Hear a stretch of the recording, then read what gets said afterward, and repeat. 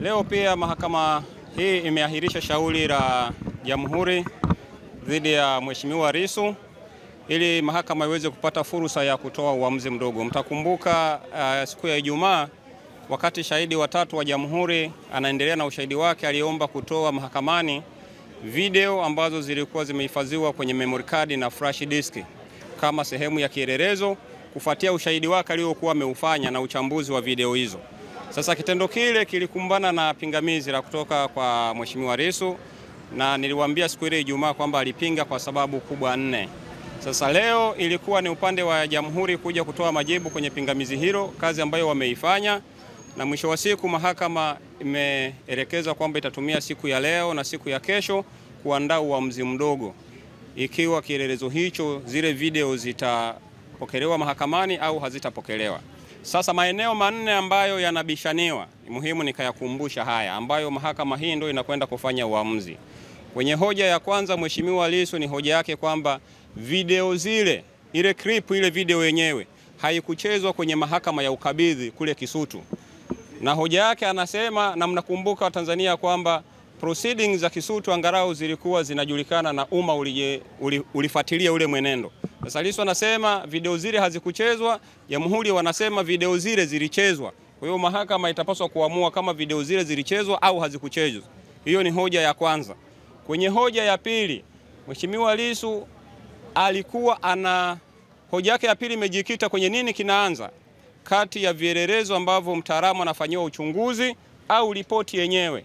Kwa maoni ya Mheshimiwa Lissu na maelekezo yake na submission zake na mawasilisho yake ni kwamba Jamhuri walipaswa waanze na ripoti ya mtaalamu, halafu baada ya ripoti hiyo mtaalamu huyo aombe kutoa vitu alivyofanyia huo uchunguzi. Lakini Jamhuri wanasema wao wanaweza wakaanza na chochote kwa sababu ni mpango wao wa namna ya kufanya hayo, wa namna ya kuendesha shauri lao. Sasa hoja ya tatu ambayo inabishaniwa hapa mahakamani ni uhalali wenyewe wa shahidi. Shahidi alipokuja mahakamani alijitambulisha kama mtaalamu wa mitandao, anaitwa forensic expert. Lissu anasema huyu sio forensic expert kwa sababu kwa mujibu wa GN namba 823/2024 mkurugenzi wa makosa hapa nchini DPP alishateua wataalamu forensic expert, lakini kwenye hiyo orodha iliyoko pale shahidi huyu aliyoko mbele ya mahakama hayumo, jina lake halimo. Kwa hiyo ni maoni ya Lissu na mtazamo wake kwamba kwa sababu hayuko mle, hajateuliwa na DPP, basi shahidi huyo sio mtaalamu. Na ya mwisho, hoja ya mwisho inayobishaniwa ni kuhusu ule mnyororo, chain of custody, mnyororo wa hizo exhibit, wa hicho kielelezo chenyewe, hiyo flash na hiyo memory card.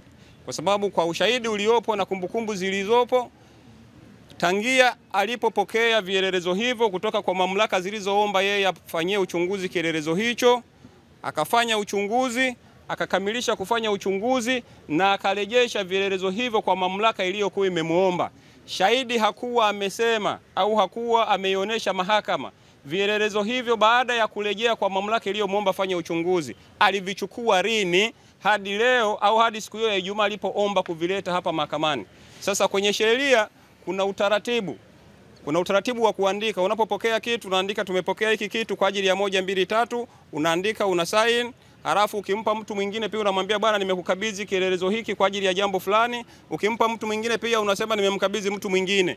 Ni hoja ya Mheshimiwa Lissu kwamba hiyo chain of custody hata haikuongelewa, yani shahidi hakusema ni namna gani tena amepokea vielelezo hivyo baada ya kuwa vimetoka mikononi mwake kwa kipindi hicho alichokuwa amefanya uchunguzi. Kwa hiyo sababu hizo 4 ambazo zilikuwa zinabishaniwa leo na ubishani umehitimishwa leo, tunasubiri kama nilivyosema mahakama itumie siku ya leo na siku ya kesho kwa ajili ya kuandika uamuzi mdogo, na tutakutana siku ya Jumatano hapa kwa ajili ya kusikiliza hiyo ruling au uamuzi mdogo wa mahakama hii kuhusu kupokelewa kwa vielelezo hivyo au kutopokelewa. Kwa hiyo mpaka hapo Jumanne tutakapokutana, Jumatano nimesema, sorry, sio Jumanne kwa sababu Jumanne ni kesho, leo ni Jumatatu.